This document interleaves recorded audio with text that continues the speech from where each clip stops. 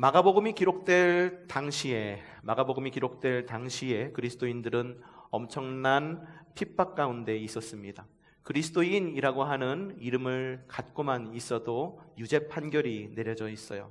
그래서 혹독한 고문과 박해를 가했던 것이 그 당시 시기의 모습이었습니다. 모든 자연재해 또한 그리스도인들에게로 다 돌려버리는 거예요. 예배를 금지시키고 교회 땅을 몰수하고 성직자와 성도들을 처형하고 고문하는 여러 가지 일들이 일어났던 때가 바로 마가복음이 기록될 당시의 역사적 상황이었었습니다. 당시 그리스도인들의 눈에 비친 로마 황제는 말 그대로 초능력자였을 것입니다. 무엇이든지 마음만 먹으면 할 수 있는 사람, 그리스도인들, 그까짓것 그리스도인들 정도라고 하면은 정치적 영향력으로 한 손에 꾹 눌러버릴 수 있는 그런 사람들, 꾹 눌림을 당하는 사람들은 참 어려운 마음이죠. 뭐든지 할 수 있는 초능력자처럼 보이고 전능자처럼 보였을 것입니다.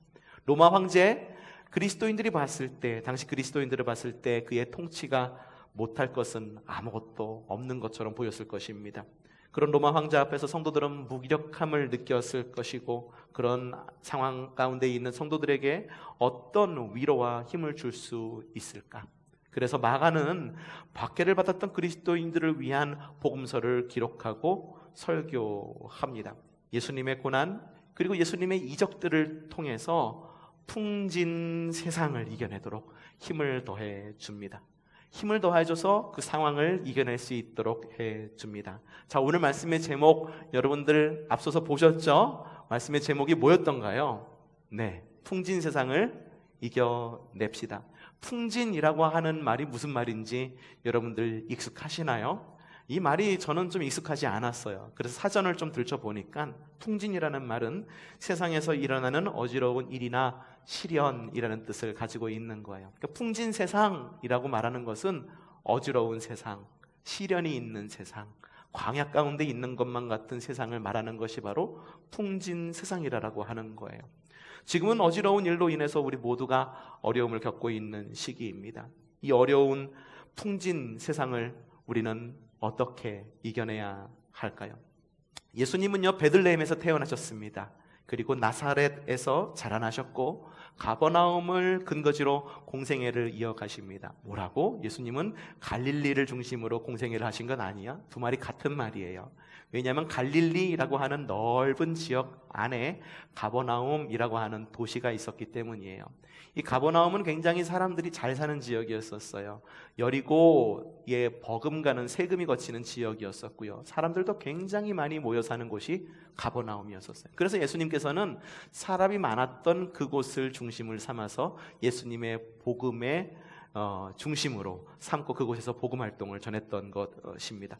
오늘 말씀에서도 예수님은 가버나움에서 사역을 하시다가 배를 타고 갈릴리 호수를 건너 거라사 지역으로 가시려고 합니다. 그때는 바로 이런 때였었습니다. 함께 읽어보죠. 시작. 그날 저녁이 되었을 때에 예수께서 제자들에게 말씀하셨다. 예, 저녁이었습니다. 가버나움에서 거라사로 건너가자라고 이야기를 하는 거예요. 오늘 성경을 읽은 부분에는 예수님이 사역하셨던 곳이 어디인지, 어디로 가시고자 하는 내용인지 이번 장에는 빠져 있어요. 4장에는 빠져 있어요. 근데 3장 앞부를 읽어보면은 예수님께서는 가버나움에서 사역하고 계셨고, 그리고 5장 초반절에 어떤 이야기가 나오냐면 거라사의 광인을 이렇게 다스리는 그런 이야기가 나오는 거예요. 그렇기 때문에 예수님은 가버나움에서 거라사로 이동하기로 작정을 하셨는데, 가버나움에서 거라사까지의 거리는요, 이 갈릴리 호수를 완전히 가로질러 가야 되는 끝에서 끝인 거예요. 갈릴리 호수는요, 남북으로 대략 20km 정도가 됩니다. 그리고 동서로는 대략 10km 정도가 돼요. 그러니까는 끝에서 끝을 가려고 한다면 최소한 우리가 그 위치를 정확하게 잡지는 못한다고 할지라도 대략 배를 타고 20km를 가야 되는 꽤 먼 길이었다라고 하는 거예요. 더군다나 이때는 언제였냐? 저녁이었었습니다. 저녁이고 오랜 길을 가야 되고 바다를 건너야 되는 거예요. 그런데 아니나 다를까 어떤 일이 일어났느냐? 이런 일이 일어났습니다. 야, 읽어봅시다. 시작. 그런데 거센 바람이 일어나서 파도가 배 안으로 덮쳐 들어오므로 물이 배에 벌써 가득 찼다 이렇게 기록되고 있어요. 이스라엘 백성들에게 있어서 바다는요 늘 극복해야 할 굉장히 그런 어려움의 대상이었었습니다. 이스라엘 백성들이 출애굽할 당시에 첫 번째로 건넌 곳이 어딘가요? 홍해바다였었어요. 홍해바다를 건널 수 없어서 이스라엘 백성들은 엄청난 절망감에 빠졌습니다. 그리고 가나안 땅을 앞서 두고 건너야 될 강이 있었는데 그 강이 무엇입니까? 요단강이었었어요. 그리고 이스라엘 백성들은 언제나 이런 강과 물에 대한 두려움을 가지고 있었기 때문에 마지막 때에 주님께서 하나님 나라를 이루실 때에 어떠한 일이 일어나느냐라고 이 성경에는 기록되어 있냐면은 바다가 모두 말라요. 그래서 모든 곳이 바다가 말라서 모든 것이 다 육지가 된다라고 하는 그런 기사가 요한계시록에 나와 있기도 한다라고 하는 거죠. 이스라엘 민족은요 광야의 민족이었었어요. 그렇기 때문에 바다는 익숙하지 않은 곳이에요. 그냥 여러분 오늘 말씀에도 읽었듯이 갈릴리 바다라고 이야기하기도 하죠. 근데 실제로 그 갈릴리 바다가 짠물인가요? 짠물이 아니에요. 민물이에요. 그럼에도 불구하고 이스라엘 사람들은 갈릴리 호수를 갈릴리 바다라고 부릅니다. 왜냐하면 호수와 바다를 나눌 수 있는 단어가 없어요. 모두가 똑같이 얌이라는 단어를 써서 많은 물이 있는 곳, 그들이 극복해야 할 곳이라는 의미를 담고 있다고 하는 거예요. 그런데 이 제자들이 이 갈릴리 호수, 갈릴리 바다를 건너려고 하는데 그렇지 않아도 극복해야 할 물이 있는 곳을 가려고 하는데 그때 마침 무엇이 불어옵니까? 광풍이 불어오는 거예요.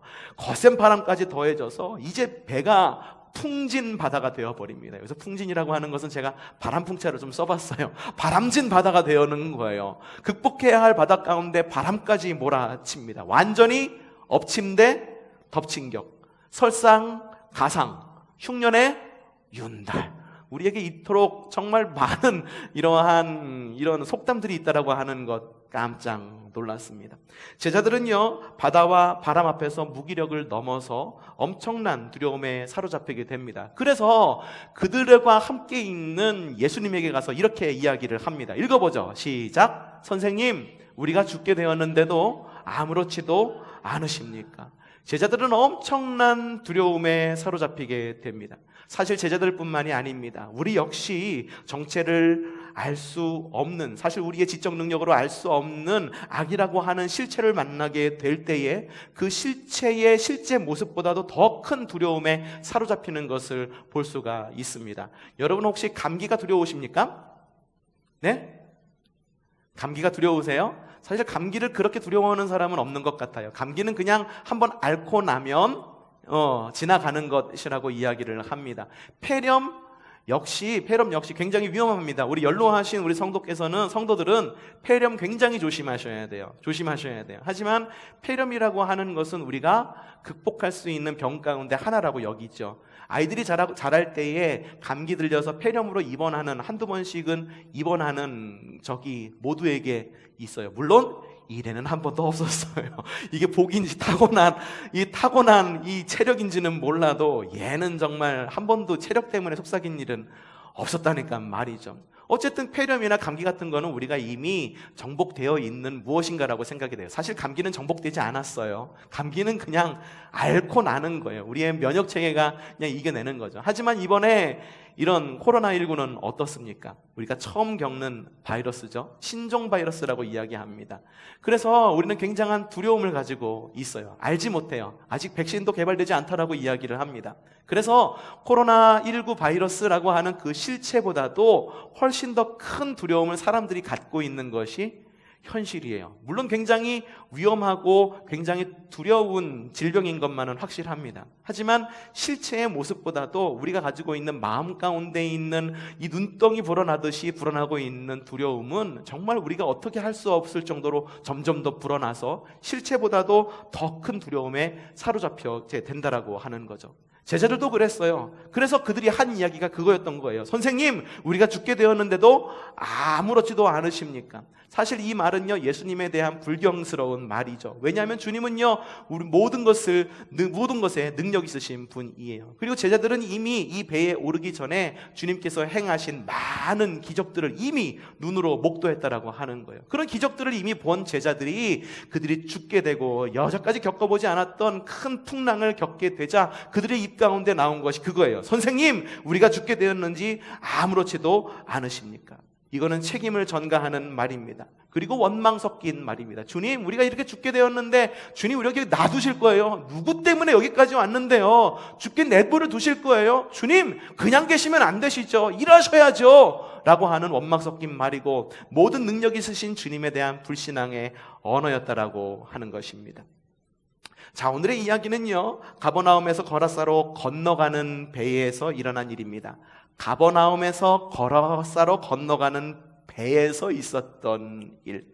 더불어 이 이야기는 누구에게 주는 말이냐 하면은 예수님의 초림에서 재림으로 건너가던 교회라고 하는 배에 올랐던 초기 그리스도인들에게 주시는 말씀이기다라고 하는 거예요. 마가복음을 읽어 내려가던 초대교회의 초기 그리스도인들은 거센 바람과 파도 가운데 있었던 제자들의 배처럼 거센 핍박 가운데에 있었습니다. 더군다나 초대교회에서는요, 이 배라고 하는 상징은 교회를 의미했어요. 교회. 그래, 하나님께서 모든 배에 실어서 마치 노아가 홍수 가운데에 모든 피조물을 쌍쌍으로 실어서 구원하신 것처럼 주님께서는 우리의 배, 교회의 배에 모든 성도들을 태워서 우리를 구원하실 거야라고 하는 믿음을 가지고 있어요. 이러한 교회는 곧 배는 곧 교회라고 하는 이런 상징은 지금까지도 이어져요. 그래서 여러분 보시면 아시겠지만 교회에 CI라고 하는 것이 있죠. 이 CI 가운데에 많은 교회들이 가지고 있는 모습이 뭐냐 하면은 배의 모습입니다.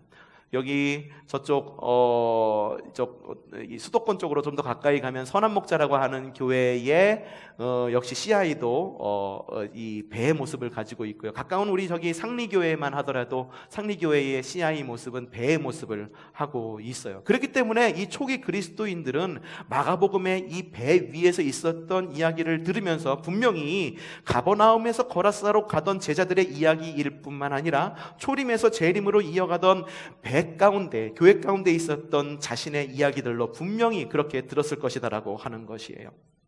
그래서 그들은 마음 가운데 마가복음을 읽으면서 큰 위로를 받았을 거라고 하는 거예요. 자, 그러면은요, 핍박 가운데 있었던 초기 그리스도인들은 그들의 핍박을 잘 이겨내었을까요? 글쎄요, 초기 그리스도인들 분명히 엄청난 핍박 가운데에 엄청난 순교자들이 나왔습니다. 하지만 엄청난 순교자들이 나온 그 이면에는 많은 배교자들도 나왔던 것이 현실이었었어요. 그러니 마가복음에서 제자들이 부르짖었던 선생님, 우리가 죽게 되었는데 아무렇지도 않습니까? 라고 하는 제자들의 외침은 제자들의 부르짖음이기도 했지만 초기 그리스도인들의 똑같은 부르짖음이기도 했다라고 하는 거예요. 주님, 우리가 로마에 의해서 몰살당하게 되었는데 아무렇지도 않으십니까? 주님, 우리가 로마 황제에 의해서 완전히 죽게 되었고 교회가 완전히 흩어지게 되었고 교회가 폐쇄되고 예배도 모일 수 없게 되었는데 주님께서는 가만히 앉아 계실 것입니까? 라고 말하는 초대교회 초기 성도들의 외침이기도 했다라고 하는 거예요. 초대교회처럼 지금의 우리도 예수님의 제자들이 가버나움에서 거라사로 건너갔듯이 주님의 초림에서 재림으로 우리 역시 건너가는 배 위에 올라타고 있습니다. 풍진 바다, 바람이 이는 그 풍진 바다의 이야기는, 제자들의 이야기는 진짜 예수님의 제자들의 이야기일 뿐만 아니라 초대교회의 이야기이고 동시에 우리 교회, 여러분의 교회가 어디입니까? 여러분의 교회가 어디입니까? 바로 초성교회의 이야기이기도 하다라고 하는 거예요. 자, 그렇다면 우리는 이 바다를 어떻게 건너가고 있나요? 우리는 저마다 건너가야 할 바다들이 모두에게 있습니다. 성도 개인에게는 건너가야 할 바다들이 다 있어요. 취업의 바다가 있습니다. 인간관계에 건너야 할 바다가 있습니다. 부족한 재정이라고 하는 건너야 할 바다가 있습니다.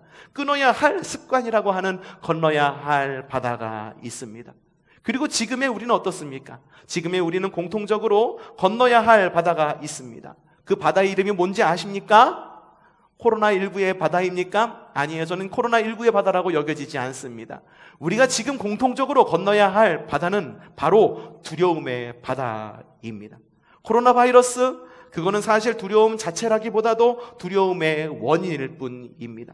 증폭되는 두려움이야말로 우리가 건너야 할 바다가 아닐까 싶습니다. 두려움이 커질수록 우리의 몸과 마음과 영은 한껏 위축됩니다.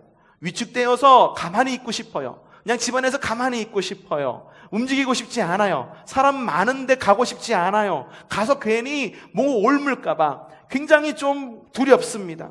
그런데 자꾸 목사가 설교하는데 그렇게 이야기해요. 지금이야말로 신앙생활에서 생활신앙으로 이어갈 때라고 그렇게 자꾸 이야기를 합니다. 중요한 시기라고 이야기를 합니다. 그래서 우리는 이 풍진 바다를 건너며 제자들처럼 두려움에 사로잡혀 불신앙의 말을 내뱉기도 합니다. 선생님, 우리가 죽게 되었는데 아무렇지도 않습니까? 주님, 코로나 바이러스가 얼마나 위험한데 우리를 죽게 내버려 두시렵니까? 주님, 우리가 두려움에 이렇게 사로잡혔는데 가만히 보고 계시렵니까? 목사님, 지금의 시대가 어떤 때인데 그런 말씀을 하고 계십니까? 그냥 죽게 내버려 두려고 하는 겁니까? 이러한 불평들, 이러한 이야기들 우리는 충분히 할 수 있다라고 하는 거예요. 제자들도 역시 그랬기 때문에 말이죠. 하지만 우리는요, 오늘 말씀의 결말을 너무나도 잘 알고 있습니다. 선생님, 우리가 죽게 되었는데도 아무렇지도 않습니까? 라고 말했던 제자들은 이미 주님으로부터 많은 것을 배웠습니다. 많은 것을 배웠고 그들의 생활 가운데에 하나의 습관으로 자리 잡고 학습 효과로 인해서 어떻게 했느냐? 오늘 말씀에 이렇게 적혀 있어요. 뭐라고 적혀 있느냐? 이렇게 이야기합니다. 오늘 말씀, 선생님, 우리가 죽게 되었는데 아무렇지도 않으십니까? 라고 하는 이 말씀이 들어있는 이 절을 통째로 읽으면 이렇게 읽습니다. 여러분 이렇게 한번 읽어보십시오. 한번 읽어봅시다. 시작.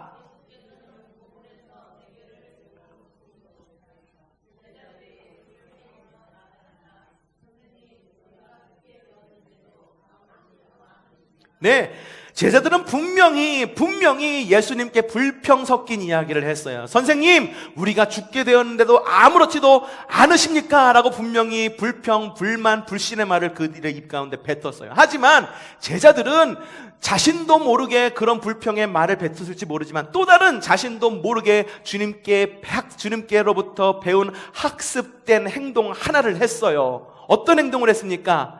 예수께서는 고물에서 베개를 베고 주무시고 계셨다. 그런데 제자들은 어떻게 했습니까? 바로 그때 제자들이 위기에 닥치자 제자들은 어떻게 했습니까? 제자들이 예수를 깨우며 말했다라고 이야기를 하고 있습니다. 여러분, 풍진 세상을 이겨낼 첫 번째 방법이 뭔지 아십니까? 바로 예수님을 깨우는 것입니다. 우리가 주님을 영접하는 순간 주님은 우리 마음 가운데 오십니다. 주님과의 만났던 첫 만남의 좋은 기억은 정말로 좋았습니다. 평생을 주님과 함께 동행하며 살아갈 것 같은 그런 놀라운 어떠한 그런 기쁨 가운데에 신앙생활을 시작했어요. 그런데 살다 보니까 주님이 어떤 경우 참 번거롭게 여겨집니다. 주님이 내가 어떤 일을 하려고 그러는데 자꾸 간섭하시는 거예요. 얘야, 너 그렇게 하면 안 되지. 믿는 사람이 그렇게 하면 되겠니? 내가 원하는 길은 이런 길이란다. 이 길로 가렴. 아우, 주님, 왜 자꾸 저의 일에 간섭하세요? 제 성격대로 좀 하게 좀 놔둬주세요. 주님, 이 길로 가고 싶은데 왜 자꾸 이 길로 가게 해요? 그 길로 가면 아무것도 없어요. 이 길로 가야지 뭐 돈도 생기고 자녀도 잘 되고 모두 잘 되는데 왜 자꾸 이 길로 가요? 아니야, 얘야, 그 길로 가면 안 돼. 그 길은 좋은 길로 보이지만 그 길로 가는 너가 죽는 길이야. 그러니까는 나의 길로 가지 않으련. 주님께서 자꾸 나의 삶 가운데 사사건건 간섭하시고 주님의 길로 가라고 이야기하니까는 우리가 잠시 귀를 막습니다. 주님, 좀 조용 좀 하세요. 이제 주님 말 안 들을래요. 주님 말 안 들을래요. 그러면서 주님을 내 마음 깊은 고물 가운데로 주님을 내려가 계시라고 이야기하죠.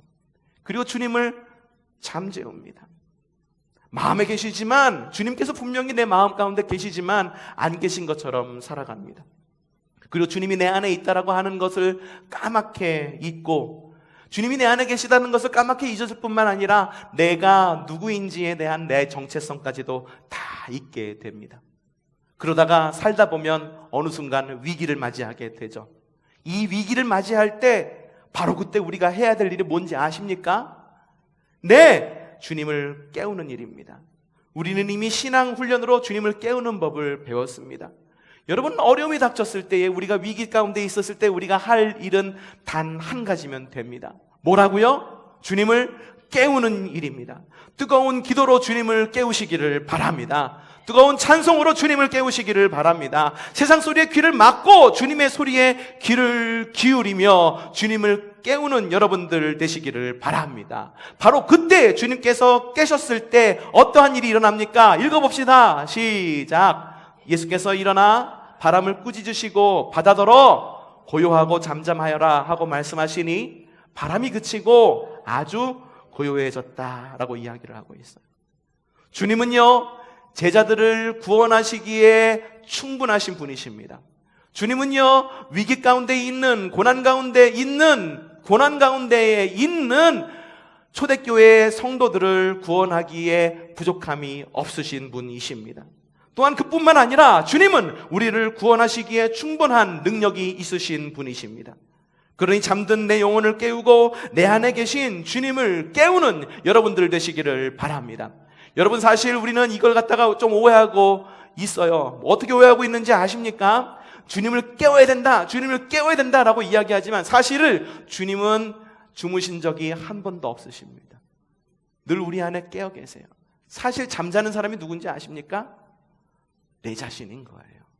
위기의 상황에서 사실 깨워야 될 것은 오늘 성경에서 배 고물에 계신 주님을 깨워서 위기를 극복했지만 사실 정작 깨워야 될 것은 누군지 아십니까? 바로 나라고 하는 거예요. 뜨거운 기도로 여러분을 깨우십시오. 뜨거운 찬송으로 여러분을 깨우시고 주님의 말씀에, 위기의 상황일수록 주님의 말씀에 귀를 기울여서 우리를 깨우는 그런 믿음의 성도들 되시기를 바랍니다. 또 한 가지 풍진 세상을 이겨낼 방법이 있습니다. 이 방법이 무엇이냐?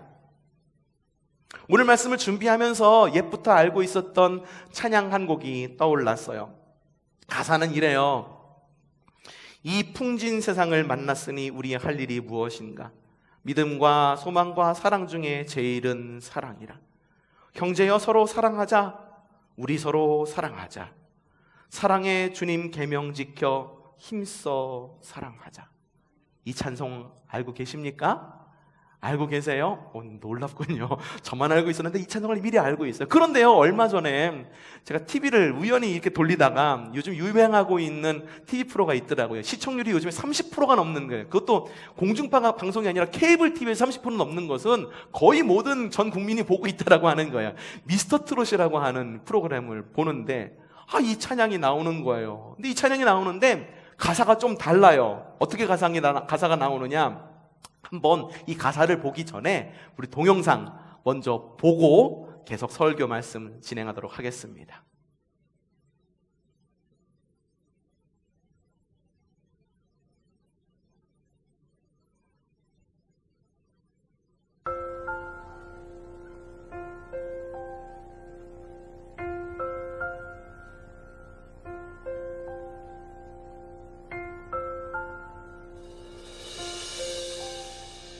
이 풍진 세상을 만났으니 너의 희망이 무엇이냐? 부귀와 영화를 누렸으니 희망이 족할까?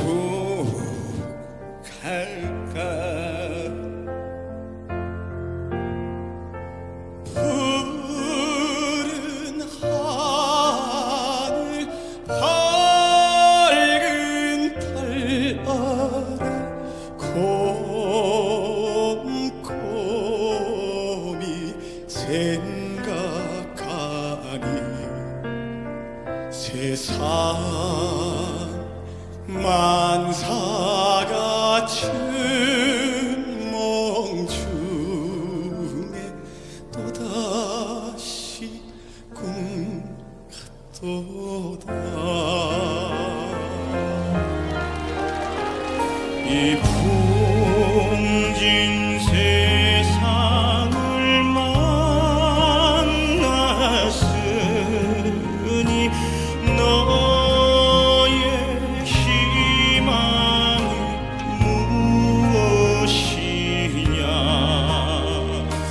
부귀와 영화를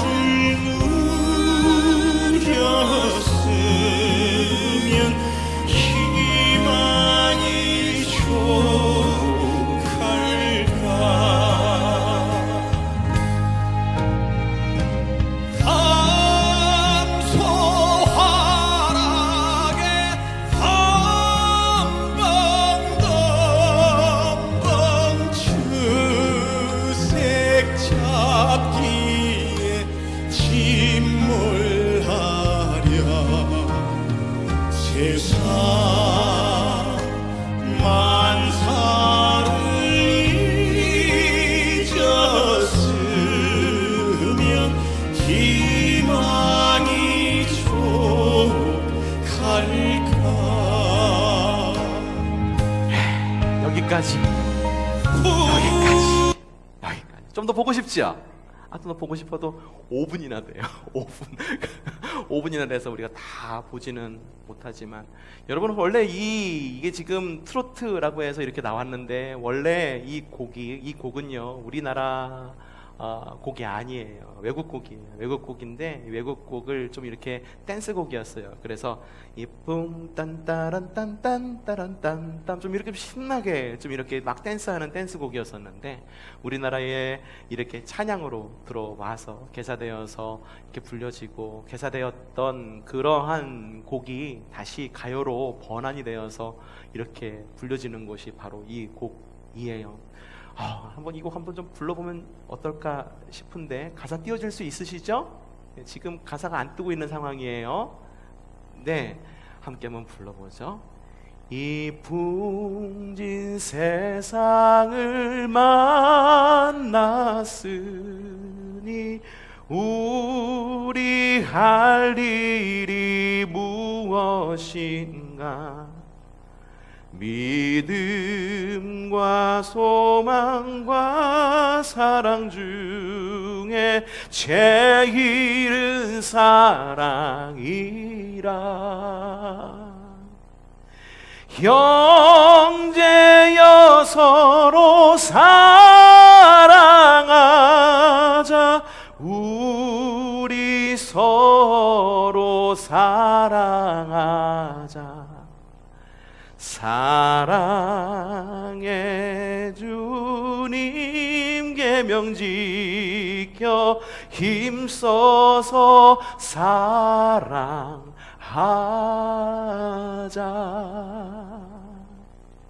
아멘. 우리는 지금 풍진 세상을 살아가고 있습니다. 풍진이라고 하는 의미, 앞에서 이미 여러분의 한 가지 의미는 들려드렸어요. 근데 이 풍진이라고 하는 것의 또 다른 의미가 무엇이냐 하면, 감염성 질환도 풍진이라고 하는 그런 병이 있더라고요. 바이러스로 인한 급성 감염성 질환. 그런 의미에서 지금은 정말 풍진 세상이 아닐까 싶습니다. 코로나19 역시 바이러스이고 감염성 질환이기 때문에 풍진 세상. 세상에 일어나는 어지러운 일이나 시련 또한 풍진이라고 이야기를 합니다. 이런 또 다른 의미의 풍진으로 인해 우리는 참 어려운 시간을 보내고 있습니다. 또 다른 풍진의 의미가 뭔지 아십니까? 바람 풍자, 그리고 먼지 진짜일 것 같아요. 먼지 진짜인데 바로 바람에 날리는 티끌이라고 하는 의미를 갖고 있는 것이 풍진의 의미입니다. 그래서 우리는요, 이 풍진, 바람에 날리는 티끌과 같은 삶을 살아가는 것이 아닌가 싶습니다. 바람 앞에 제자들, 핍박 중에 그리스도인들과 같습니다. 지금은 두려움으로 인한 풍진 세상이 점점 악화되어서 혐오의 세상이 되어가고 있습니다. 처음에는 바이러스를 혐오했습니다. 그 다음에는 신천지를 다 같은 마음으로 혐오를 했습니다. 하지만 지금은 바이러스와 신천지를 혐오할 뿐만 아니라 우리가 서로가 서로를 혐오합니다. 무의식 중에 서로를 확진자로 여기고 서로를 혐오합니다. 기침을 하는 사람만 보면 오만 인상을 다 찌푸립니다. 그리고 모인다는 이유 하나만으로 교회와 예배를 혐오하는 시대가 되어가고 있습니다. 이런 시기에 우리에게 필요한 것은 무엇일까요? 그건 바로 우리가 서로 사랑하는 것입니다. 잠언에는 이런 말씀이 있습니다. 미움은 다툼을 일으키지만 사랑은 모든 허물을 덮어준다. 미움은 다툼을 일으킵니다. 혐오는 다툼을 일으킵니다. 서로 미워하는 것은 다툼을 일으킵니다. 네 탓이니 내 탓이니 하는 네 탓, 내 탓은 다툼을 일으키지만 사랑은 모든 허물을 덮어줍니다. 이 시기를 이뤄갈 우리의 또 한 가지 방법은 서로가 사랑하는 것입니다. 이 풍진 세상을 우리는 어떻게 이겨낼 것입니까? 두려웠고 위축되어서 간신히 생계와 생명만 유지하면서 그렇게 흘러가듯이 흘러가시겠습니까? 아니면 담대한 믿음으로 나뿐 아니라 가족과 이웃을 살리는 승리를 누리는 삶을 살아가시겠습니까? 하나님께서 우리를 구원하신 이유는, 예수님께서 우리를 구원하신 이유는 우리가 이 땅 가운데에서 그냥 간신히 주님의 능력을 힘입어서 다른 사람들보다 더 간신히 이기도록 주님께서 우리를 위해 생명을 내어주신 것이 아니에요. 적어도 주님께서 우리를 위해 대신 죽으시고 우리를 위해서 구원하신 이유는 그 생명으로 말미암아, 십자가에서 쏟으신 그 사랑으로 말미암아 우리가 어떠한 위기를 만날 때든지 능히 이길 수 있는 힘을 주시고 이 땅 가운데서 하나님 나라를 살아가실 수 있게 하기 위해서 주님께서는 십자가를 지신 것입니다. 능히 이기는 삶을 위해서 우리는 교회로 부름을 받았습니다. 주님은 풍진 바다 가운데 있는 제자들과 이미 함께 계셨습니다. 풍진 핍박에 초기 그리스도인들과도 이미 함께 계셨습니다. 그리고 풍진 세상의 우리와도 지금 우리와 함께 계십니다. 누가 여러분들과 함께 계십니까? 주님이 우리와 함께 계십니다. 임마누엘 하고 라는 이름을 여러분들 알고 계실 것입니다. 임마누엘은 예수님이 이 땅 가운데 태어나기 전부터 예수님에게 붙여진 예수님의 별명이었었어요. 우리와 함께 하시기를 원하시는 주님, 우리와 함께 하시는 주님, 그 주님이야말로 지금 우리와 함께 하는 주님이다라고 하는 것이죠. 그러니 예수님을 깨우는 시간이 되는 여러분들 되시기를 바랍니다. 그리고 서로 사랑하여 덮어주는 기간이 되어주시기를 바랍니다. 오늘 여러분들 들어오시면서 주보 가운데에 조그만 쪽지 하나를 나눠드렸을 거예요. 이 쪽지는요, 뭐라고 적혀 있습니까? 사순절 기간 동안 위기 극복 10계명, 짧게 그냥 위기 극복 10계명이라고 제가 이름을 지어 보았어요. 이거는 다른 목사님이 작성해 놓은 글을 제가 조금 살짝 바꾸고 그리고 뒤에 덧붙여가지고선 적어 놓은 글이에요. 글씨가 좀 작죠.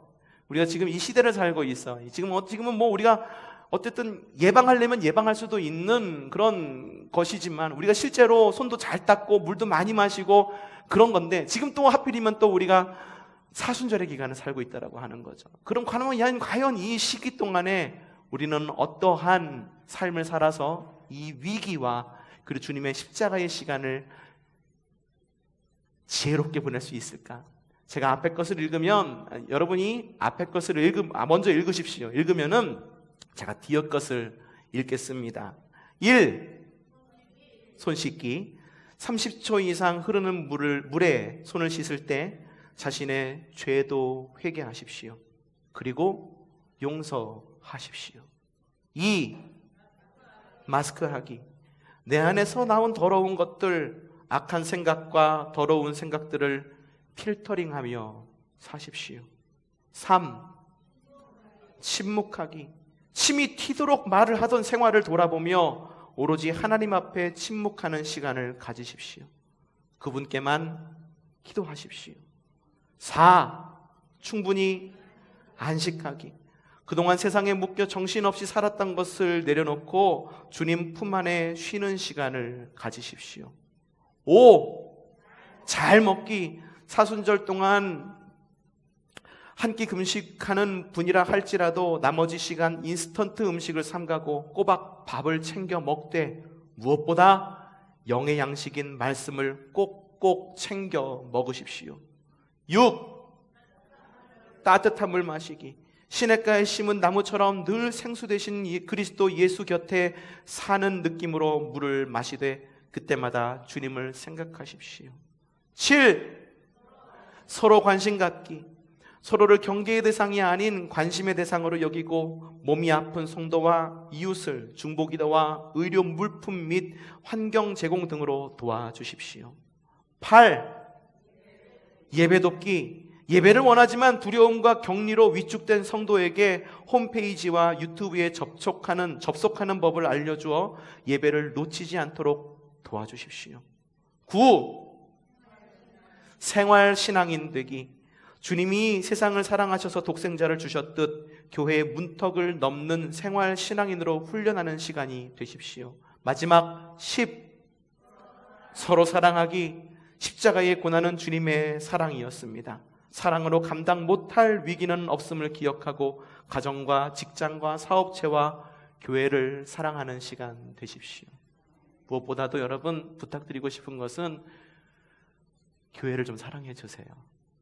주중에 우리가 교회를 나오지 못하고 또한 예배 또한 제한된 환경 속에서 예배하다 보니까 교회에 대한 관심은 점점 떨어지고 있고, 그리고 교회를 나와보고 보고 교회를 밟는 그 발길들도 점점 줄어들고 있습니다.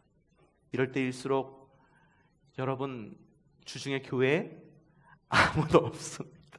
나와서 교회 땅을 좀 밟으십시오. 교회 땅을 밟고 이 땅이 거룩한 성지가 될 수 있도록 기도하십시오.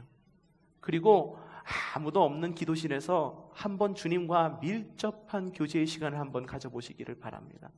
그동안 기둥 뒤에 숨어있던 신앙에서, 그동안에 누군가의 뒤에 숨어있던 신앙에서 주님과 1대1로 만나서, 그리하여서 예수님을, 내 안에 계신 예수님을 깨우는 시간, 그리고 나 역시 잠자던 나를 깨는 시간, 그리고 서로 사랑하는 믿음의 시간이 되셔서 이러한 어려움의 기간 복되게 극복하여 복된 그런 승리의 날을 맞이할 수 있는 저 여러분이 되기를 주님의 이름으로 축복합니다. 기도하십시다.